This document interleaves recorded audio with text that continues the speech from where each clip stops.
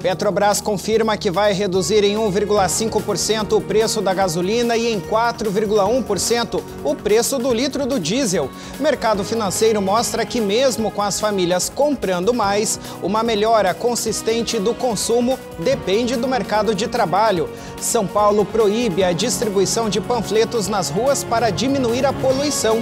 Sisu e ProUni, conheça hoje os pré-requisitos e os documentos necessários para se candidatar nesses programas educacionais. Papa Francisco lembra da sua visita a um dos campos de terror do Holocausto. E veja também que domingo é dia de filme aqui na TV Pai Eterno. A sessão Ágape de cinema vai exibir o longa que conta a história do apóstolo Paulo. O JBN de hoje está no ar.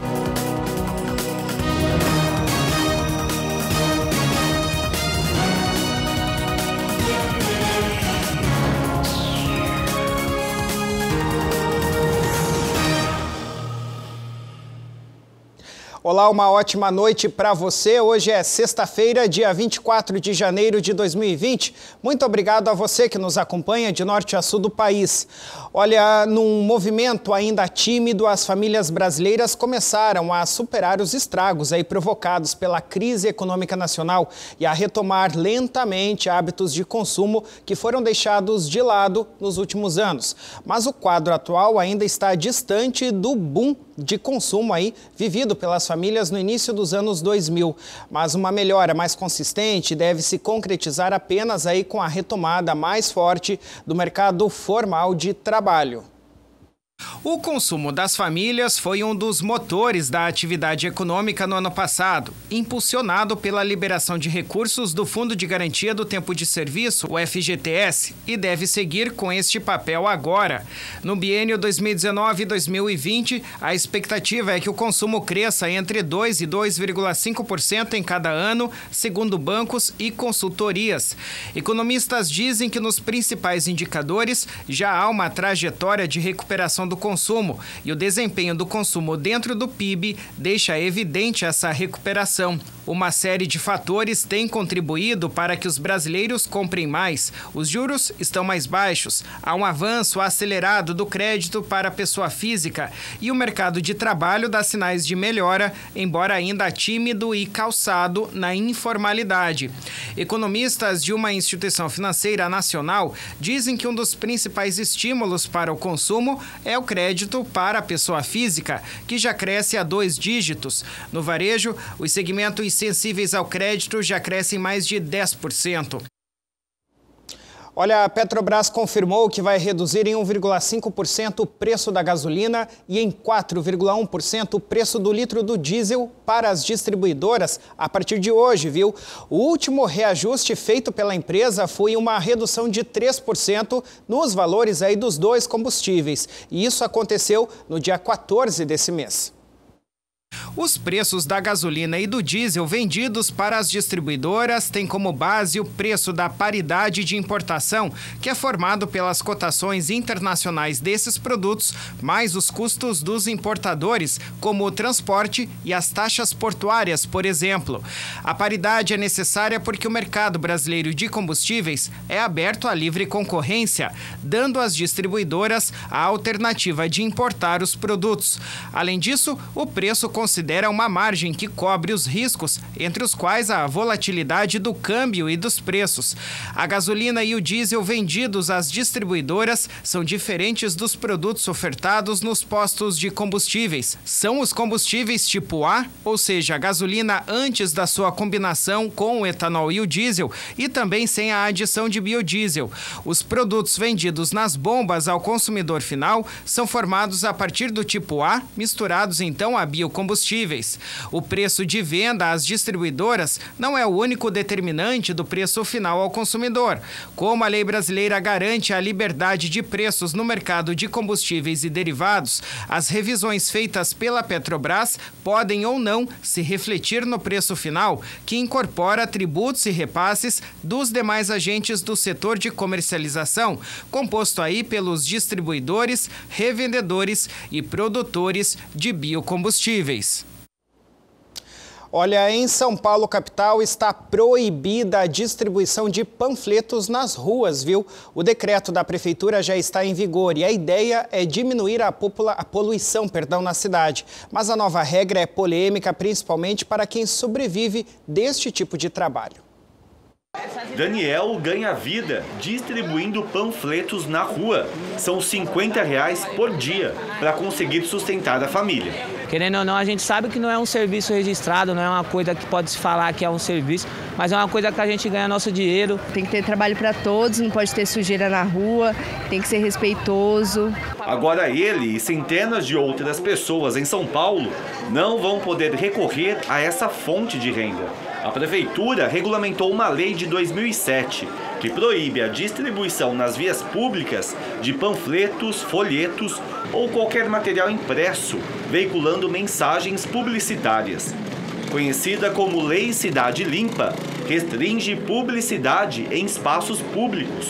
Para este advogado, o decreto não proíbe materiais informativos, como jornais distribuídos de graça nas ruas, ainda que tragam publicidade imobiliária, por exemplo. Desde que seja considerado jornal pela lei de imprensa, com tiragem, o número de exemplares e tudo mais, e ainda que tenha um conteúdo preponderantemente publicitário, a prefeitura não vai poder autuar. O assunto é polêmico. Veja depois do intervalo os pré-requisitos e os documentos necessários para preparar a candidatura aí no SISU e também no ProUni, que já estão abertos aí, viu? Nós já voltamos.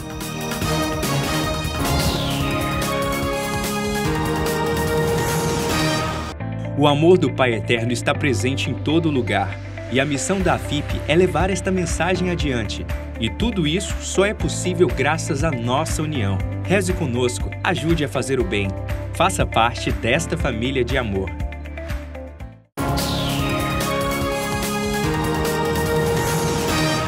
Muito bem, estamos de volta com o JBN desta sexta-feira. Obrigado mais uma vez pela sua companhia em todo o país. Olha, a nota do Enem foi divulgada esta semana e com ela foi dada e alargada para a fase de inscrições em programas do governo federal para ingressar no ensino superior. Mas atenção, viu? É que com o resultado da prova como principal integrante das inscrições, alguns estudantes deixam passar outros requisitos importantes para cada tipo de programa e não se preparam, não preparam os documentos necessários para essa candidatura. O SISU e o ProUni são os dois serviços mais concorridos na agenda de ingresso às universidades e têm inscrições ainda neste mês de janeiro. Pelo SISU, o período vai até o dia 26, próximo domingo, com resultado anunciado no dia 28. Já pelo ProUni, o período de inscrição é de 28 a dia 31, com resultados no dia 4 de fevereiro. O período para se candidatar é curto e a competição é alta. Por isso, é importante ter certeza de que se cumpre todos os requisitos necessários e ter todos os documentos em mãos antes de iniciar a inscrição. Para quem deseja tentar uma vaga em algum desses programas, é preciso verificar todos os pré-requisitos e documentos necessários de cada regulamento. Para o SISU, o candidato precisa ter feito o Enem de 2019 sem ser na modalidade treineiro e não pode ter obtido nota 0 na redação. Após a inscrição, o sistema define a nota de corte de cada curso a partir da relação nota-candidatos. Além disso, todo ano o SISU tem as chamadas ações afirmativas, que são a reserva de uma parte das suas vagas para o sistema de cotas para alunos de escolas públicas, pessoas de baixa renda, estudantes autodeclarados negros, pardos ou indígenas, pessoas com deficiências, entre outros. Se o aluno se candidatar a uma dessas vagas, será necessário levar o documento de identidade e o comprovante obtido no momento da matrícula. Para realizar a inscrição, o aluno deve ir diretamente no site oficial do SISU, tendo em mãos o CPF, o número de inscrição e a senha do Enem do ano anterior, ou seja, de 2019, além dos comprovantes e documentos que podem variar de acordo com o curso escolhido. É importante se certificar sobre esses documentos de cada curso. Já no caso do ProUni, os requisitos são maiores perante o SISU. Além de ter realizado o Enem com nota mínima de 450 pontos e não ter zerado a redação, O aluno deve ter estudado em escola pública ou em privada na condição de bolsista integral durante o ensino médio e não possuir diploma de nível superior. Para concorrer à bolsa integral de 100%, é preciso ter renda familiar de até um salário mínimo e meio por pessoa.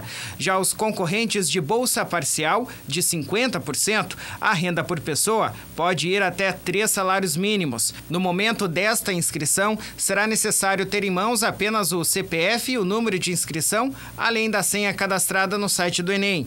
As comprovações de ensino médio e renda serão solicitadas no momento da matrícula, se o candidato for aprovado. Nesse momento, é necessário levar o histórico escolar e o demonstrativo de renda. Caso o aluno possua alguma deficiência, será necessário apresentar uma comprovação no ato da matrícula. Há ainda uma segunda chance para os estudantes que não forem aprovados na primeira chamada do SISU ou do ProUni. As janelas de segunda chamada dos programas acontecem logo após o resultado da primeira fase. No caso do SISU, ela começa no dia 29 e vai até o dia 4 de fevereiro, enquanto do ProUni no dia 18 de fevereiro deste ano.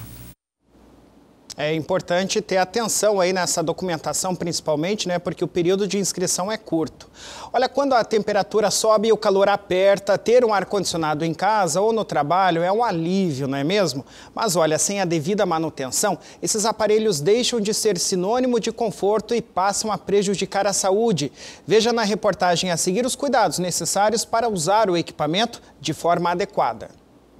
Apesar dos temporais em algumas regiões, o calorão veio com tudo nesse verão. Dá até preguiça de sair de casa.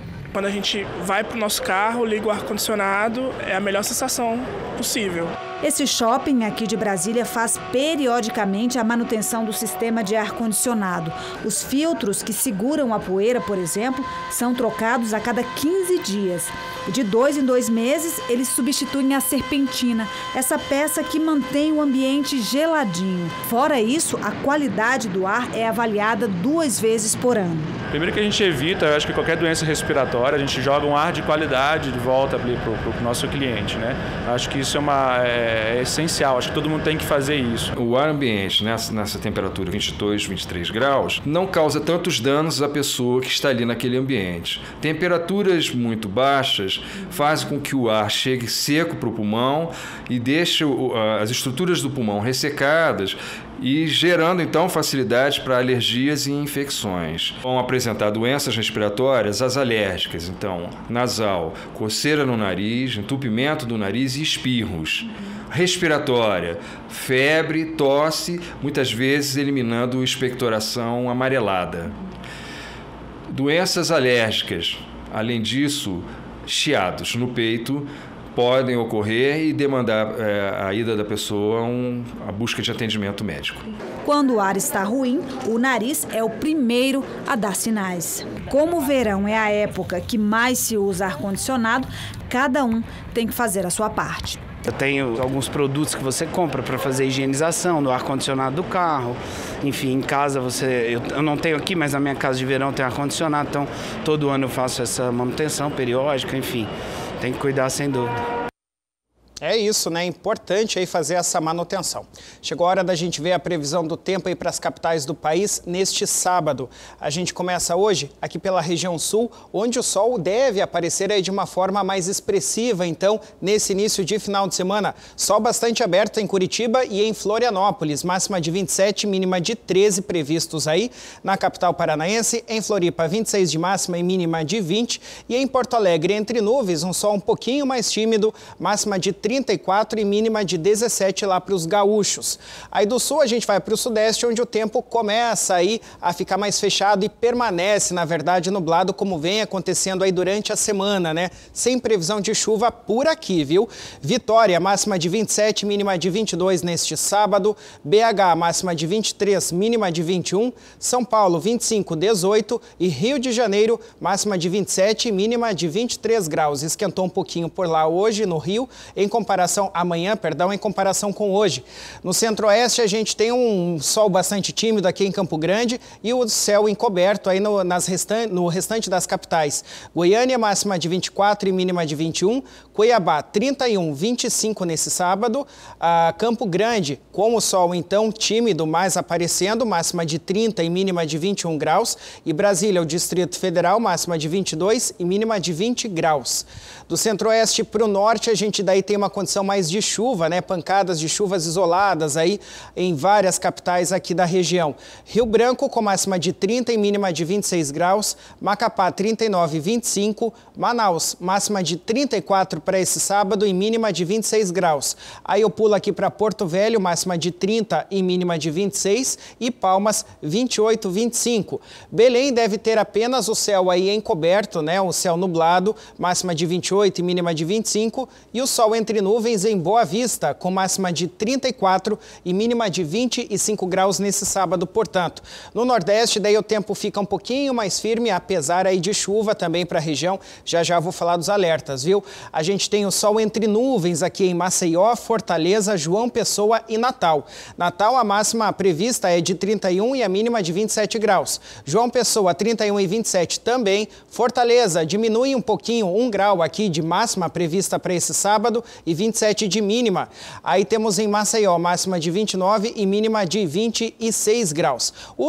Com o sol bastante aberto em São Luís, com máxima de 35, calor bastante, portanto, por lá amanhã, e mínima de 24 graus. E daí, com o céu encoberto, temos Salvador com máxima de 30 e mínima de 25 graus, Recife com máxima de 32 e mínima de 26 e Teresina com máxima de 32 e 24, assim como Aracaju, máxima de 32 também, só que daí a mínima prevista em 26 graus nesse sábado. Agora a gente começa a falar dos alertas, que são aquelas possibilidades de chuva, né, no decorrer do dia aí. A gente começa com alerta amarelo, que é de uma chuva intensa. E daí a gente tem aqui, ó, boa parte da região central do país, pega aqui, ó, Minas, pega Goiás, pega um pouco aqui do Nordeste também, como eu falei para vocês, o Sudeste também aqui na região, ó, o laranjado, que eu vou falar daqui a pouquinho. O amarelo é o seguinte, gente, a chuva aí pode ocorrer entre 20 e 30 milímetros por hora ou 50 milímetros por dia, com ventos intensos aí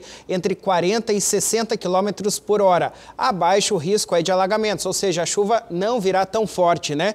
Para você ter mais informações, ligando aqui, basta ligar na Defesa Civil e também no Corpo de Bombeiros. 199 é a Defesa Civil e 193 é o telefone dos bombeiros. Bom, do alerta amarelo a gente vai para o alerta laranja, que é um acumulado de chuva um pouco mais considerável, né? Que pega aqui bem essa região central do país, ó, Goiás, pega Minas quase que inteira, pega o Espírito Santo inteiro, sul da Bahia também, que é uma chuva um pouco mais forte, ó, entre 30 e 60 milímetros por hora ou entre 50 e 100 milímetros por dia. Aí há sim o risco de alagamentos, deslizamentos e transbordamentos de rios também. Aí ficam os telefones aqui, tanto da Defesa Civil quanto do Corpo de Bombeiros. E daí, pessoal, no alerta vermelho, a gente tem aqui, ó, essa região de Minas, bastante chuva por lá, o temporal está intenso, inclusive hoje, sexta-feira, houveram mais casos aí de deslizamentos de terras por lá, de encostas, ou seja, casas também perigando desabar lá de morros, então todo cuidado é pouco. Se você mora aí nessa região aqui de Minas e está com a sua residência numa área de perigo, não volte para lá, por favor, siga aí as orientações do Corpo de Bombeiros e também da Defesa Civil. Essa região, esse alerta vermelho, além daqui de Minas Gerais, também está valendo aqui, ó, para o sul do Espírito Santo, tá? Que é assim, ó, a chuva pode ultrapassar aí a marca de 100 milímetros por dia. Há o grande risco de alagamentos, grandes deslizamentos, como eu falei que já ocorreu em Minas, e também transbordamentos de rios. Válido aí para as regiões do Vale do Rio Doce, ó, atenção, pessoal, região metropolitana de Belo Horizonte, zona da Mata Mineiro, Campo das Vertentes de Minas e também Oeste Mineiro. Aqui Belo Horizonte é uma das cidades, é a capital do estado e que está sendo aí bastante prejudicada também com essa forte chuva, portanto. Essa, então, é a previsão para esse sábado nas capitais do nosso país. Veja depois do intervalo que o Papa Francisco lembrou hoje da sua visita a Auschwitz, um dos campos de terror do Holocausto. Nós já voltamos.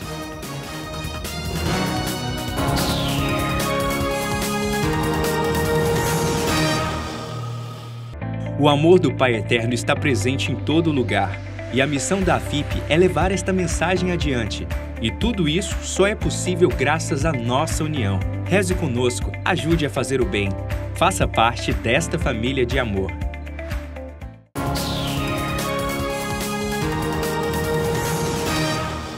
Muito bem, estamos de volta com o JBN desta sexta-feira. Olha, o Dia Internacional em Memória das Vítimas do Holocausto é celebrado anualmente no dia 27 de janeiro, a próxima segunda. Esta é uma data dedicada à homenagem das milhões de pessoas que foram torturadas e mortas nos campos de concentração comandados aí pela Alemanha nazista durante a Segunda Guerra Mundial. O Papa Francisco, a exemplo de outros 2 papas, foi até Auschwitz, um dos campos de terror do Holocausto, e lembrou hoje sobre essa data. O Papa Francisco lembrou sobre a importância deste acontecimento histórico. O Santo Padre disse que se a memória for perdida, se destrói o futuro. O aniversário da crueldade indescritível que a humanidade descobriu há 75 anos é um chamado para parar, ficar calado e lembrar do ocorrido, segundo Francisco. Estima-se que apenas no complexo de Auschwitz, onde o Papa Francisco esteve, cerca de 1.100.000 pessoas perderam a vida durante os 4 anos e meio de operação do espaço. Esse campo de terror uniu as linhas pastorais dos últimos 3 papas no mesmo sentimento, o de dor. João Paulo II esteve aqui em 1979, uma visita significativa desde que ele sofreu diretamente os traços do totalitarismo, embora a visita de um papa alemão fosse ainda mais esperada. Já Bento XVI foi rezar em Auschwitz em 2006. Na ocasião, ele disse que em um lugar como este, as pessoas ficam sem palavras e que, no fundo, só pode se manter um silêncio que é um grito interior dirigido a Deus. Naquele dia, depois da oração do Papa Bento, um arco-íris se abriu no céu. Diante de tanta dor, em 2016, 10 anos depois, portanto, Francisco sentou-se a um banco de pedra para orar em silêncio. Além disso, ele beijou alguns lugares encharcados de sofrimento, como o Muro das Execuções. Depois, o Santo Padre disse, abre aspas, quanta dor, quanta crueldade. Como é possível que nós, homens criados à semelhança de Deus, possamos fazer essas coisas? O Papa expressou os sentimentos que marcaram um dos cenários mais sombrios do século XX e que atualmente devem exigir reflexão, então, para não se perder na memória. Olha, hoje, no Dia Mundial dedicado às comunicações sociais, o Papa Francisco enviou uma mensagem aos profissionais do setor. Ele disse, abre aspas, quero dedicar a mensagem deste ano ao tema da narrativa, porque acredito que para não se perder, precisamos respirar a verdade das boas histórias, histórias que constroem, não destroem, histórias que ajudam a encontrar as raízes e a força para avançar juntos. Em meio à confusão das vozes e das mensagens que nos cercam, precisamos de uma narrativa humana que nos fale sobre nós e a beleza que possuímos. Uma narrativa que sabe olhar o mundo e os eventos com ternura. Isso conta que fazemos parte de um tecido vivo. Isso revela o entrelaçamento dos fios com os quais estamos unidos. Fecha aspas. Essa foi parte, então, da mensagem dedicada aos profissionais de imprensa de todo o planeta, mensagem do Papa Francisco. Olha, uma pessoa de fé, humilde e sempre pronto para ajudar. A definição está presente na maioria dos depoimentos aí daqueles que convivem ou conviveram com o Monsenhor Dilmo Franco, que neste fim de semana será ordenado bispo auxiliar de Anápolis, em Goiás. É o que você verá na reportagem da Daiane Rodrigues, que teve a colaboração aí do Tarek Cardoso e também do Pedro Henrique Rabelo. Monsenhor Dilmo vai entrar para a lista dos bispos mais jovens do Brasil no próximo sábado, 25 de janeiro. Assim como a ordenação sacerdotal, a episcopal também vai ser realizada na Catedral de Formosa, cidade em que nasceu o futuro bispo auxiliar de Anápolis. Aqui ainda mora parte da família do Monsenhor, como o pai, que lembra com carinho de quando o filho decidiu entrar para o seminário. Para mim foi uma das coisas melhores que ele falou para mim foi isso, que eu já estava pedindo a Deus quando um filho ser padre, né? Falei com um ou outro, ele disse que não. Aí esse veio falar para mim, né? Assim, eu achei foi... Nada disso, foi uma vocação que Deus deu para ele, né? E as boas lembranças estão na memória de todos os integrantes da família. É só falar o nome dele, que as histórias vivenciadas no passado são contadas. Porque a gente, na infância, a gente pescava. Tinha uma lagoa de um tio nosso lá que tinha umas varas que a gente jogava, ela tinha...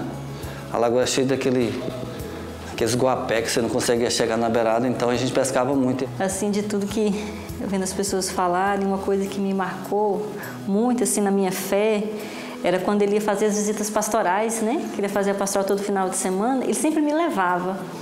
E, assim, no caminho, sempre no carro, ele ia falando, assim, de uma música. Nossa, mas uma música tão bonita, escuta essa música. Aí, assim, sempre tinha uma coisa, você tá entendendo? Assim, um dia eu tô lendo um livro, o livro é tão bom, e começaram a me contar alguma coisa do livro, sabe? Assim, aquilo foi despertando a minha fé, assim, contribuiu muito na minha fé. Então, assim, são coisinhas muito pequenas, assim, mas que agregou muito. E a alegria é evidente no rosto de cada um deles. Um orgulho de ver aquele bom menino sendo agraciado pelo Pai Eterno para a nova caminhada à frente da igreja. Achei muito bom, viu? Porque... Bom, eu tinha vontade, na comparação, ordenar para ser bispo, mas eu achei que não ia acontecer tão cedo assim. Uma das maiores alegrias da minha vida, né? Eu falei até para ele esses dias assim, nunca passou uma alegria tão grande na minha vida, uma alegria que não passava.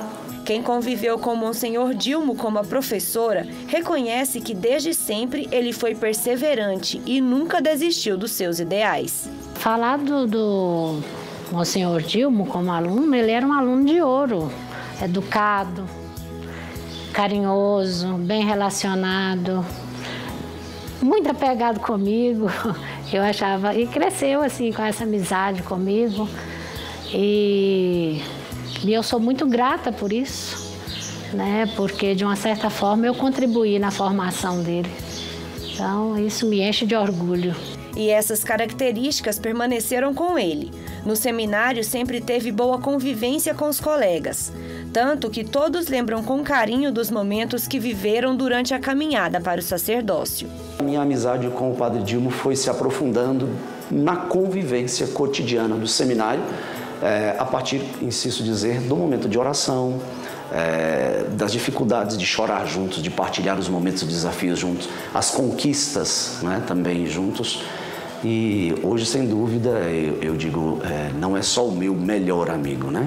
Além de ser o meu melhor amigo, tornou-se para mim um irmão do coração, meu diretor espiritual, meu conselheiro, meu confessor, é a pessoa que mais me conhece, mais até mesmo do que a minha própria família de sangue, não é? Tenho um respeito enorme por ele, um carinho, um amor, porque de fato é um homem de Deus, um homem que chora com você, que sorri com você, que luta com você, né? Eu sou suspeito de dizer do Monsenhor Dilmo, porque o que falo aqui é a expressão do meu coração, é a mais pura verdade. Monsenhor Dilmo é uma pessoa atenciosa, humilde e que sempre levou a sério o seminário. Foi o que nos contou o Padre Marcos Regis, que também conviveu com ele neste período. Para o sacerdote, essa nova missão é mais uma maneira do Monsenhor acolher o chamado do Pai Eterno. É aí onde entra a graça. Aonde eu não posso ir, a graça de Deus me acompanha e me guia e me orienta, né? E eu vejo que ele tem experimentado isso com muita intensidade. Aprender a conviver com a missão que lhe foi confiada a partir da sua experiência com Deus, a confiar na graça de Deus que chama, que envia, mas também que acompanha. Eu vejo isso muito forte nele e isso tem ajudado ele a acolher assim, com mais assim, coragem, força, determinação e alegria o ministério que foi confiado a ele. A nova função é auxiliar Dom Vilque, bispo de Anápolis, que já teve uma convivência com ele desde Formosa. Inclusive, até o Natal já passaram juntos. E o bispo acolheu com muito entusiasmo e alegria o anúncio do Monsenhor Dilmo. Segundo ele, a nomeação veio na hora certa. Eu fiquei muito satisfeito, muito contente, porque conheço tanto o seu estilo sacerdotal como o seu estilo pastoral, sacerdotal e a sua alegria. Também a sua retidão, ele é sempre igual. São 22 anos de sacerdócio e Monsenhor Dilmo é a mesma pessoa. Tem tranquilidade de lidar com os mais jovens, mas também com os bispos. Ele tem autoridade, digamos assim, espontânea. E eu acredito que com esta característica ele trará muito bem para a Diocese de Anápolis. Será uma grande ajuda para juntos continuarmos este trabalho pastoral. Que Monsenhor Dilmo receba as bênçãos do Pai Eterno nesta nova etapa e seja instrumento de seu amor e misericórdia, exercendo assim um episcopado justo e exemplar para quem escolhe o caminho religioso.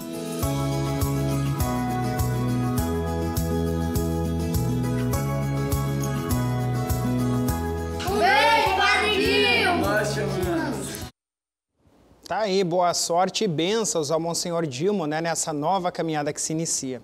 Olha, quem for à Trindade neste final de semana vai poder conferir uma grade de programação religiosa bastante grande e intensa, viu? Os detalhes você acompanha agora com o repórter Pedro Henrique Rabelo. Mais um fim de semana está chegando e com alegria a capital da fé de Goiás está pronta para receber os romeiros de todo o Brasil. Missas vão ser celebradas no sábado e também no domingo. No Santuário Basílica, a primeira celebração de sábado é às 7 horas da manhã. Depois, às 10, às 3 e às 5h30 da tarde. No domingo, são 6 horários diferentes. Pela manhã, às 5h45, às 8 e às 10. Ao meio-dia, às 3 horas da tarde e às 5h30. A Igreja Matriz está sempre aberta, mesmo com o período de reforma. Por causa disso, a entrada dos fiéis está acontecendo pelas portas laterais. No sábado tem missa às 7 e às 10 da manhã e às 5 horas da tarde. No domingo são 5 horários, às 6h30, às 8, às 9h30 da manhã e mais tarde às 6 e às 7h30 da noite. Na Igreja Santíssimo Redentor, conhecida como a Igreja de Padre Pelágio, vai ter missa no sábado às 9 da manhã e no domingo também às 9 e às 7 horas da noite. No Cine Teatro AFIP, no sábado às 10 horas da manhã, teremos mais uma edição do Palavra do Pai com o presidente e fundador da AFIP, Padre Robson de Oliveira.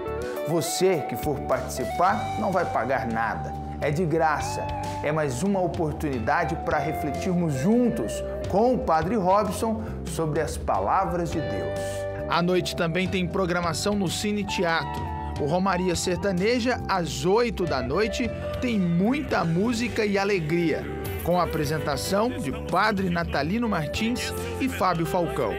Para animar o público, estão confirmadas as duplas Maida e Marcelo e Damião e Elizabeth. Quem estiver em casa também pode acompanhar ao vivo pela TV Pai Eterno. E para quem gosta de filmes, no Cine Teatro, no domingo, tem uma programação especial para a família se reunir e se divertir. Às 4 horas da tarde, tem uma sessão com o filme O Poderoso Chefinho. E um pouco mais tarde, no início da noite, às 7 horas, tem o longa A Bailarina. Se você não estiver em Trindade neste fim de semana, acompanhe pela TV Pai Eterno toda a programação. Muitos profissionais estarão trabalhando para levar tudo o que acontece aqui até o conforto do seu lar. No sábado, às 9 da manhã, tem a transmissão da missa solene de ordenação episcopal do Monsenhor Dilmo Franco, direto da Catedral de Formosa, interior de Goiás. Muita coisa preparada especialmente para você. Agora só falta a sua presença aqui em Trindade, ou então ligadinho na TV Pai Eterno. A gente se vê! É, Pedro, programação cheia, né? Bom, agora me conta uma coisa, você aí de casa conhece a história do apóstolo Paulo? No próximo domingo, às 2h30 da tarde, na sessão Ágape de Cinema, aqui na TV Pai Eterno, você vai ter a oportunidade de conhecer esse homem que viveu uma verdadeira transformação depois de vivenciar aí uma experiência de fé. O Pedro Henrique Rabelo, que você viu agora há pouquinho aí, conta pra gente aí um pouco mais desta história. Quem é você? Eu sou Jesus, aquele a quem você persegue. Levante-se, vá para a cidade de Damasco. Você será informado do que deve fazer. No filme Paulo, o Apóstolo, vamos conhecer a história deste homem que sofreu de uma cegueira que durou 3 dias. Problemas com a visão é uma realidade que acomete muitos brasileiros. E temos que estar em alerta para prevenir as doenças dos nossos olhos. Hoje, nós temos uma gama de sinais e sintomas que podem levar a você a um estabelecimento de algo que seja súbito, como perder a visão. Dentre eles, o mais importante é você ter dor ocular, você ter vermelhidão, nós chamamos de hiperemia ocular, você ter lacrimejamento excessivo e você ter embaçamento visual progressivo. O Dr. Francisco é especialista na área e acostumado a tratar pessoas com doenças nos olhos. Ele entende que prevenir pode ser o melhor caminho para evitar um sofrimento futuro. O principal hábito é você ter uma regularidade de uma consulta periódica. Isso é a prevenção. Esse é o melhor hábito que você tem.